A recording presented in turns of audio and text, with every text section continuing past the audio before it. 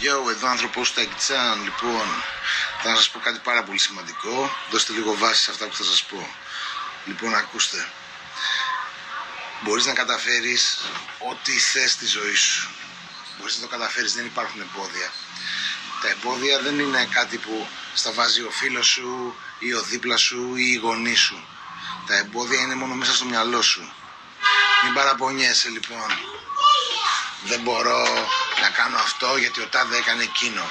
Δεν μπορώ να κάνω τ' άλλο γιατί ο τάδε με γέννησε σε αυτή την οικογένεια. Δεν είναι έτσι, παιδιά.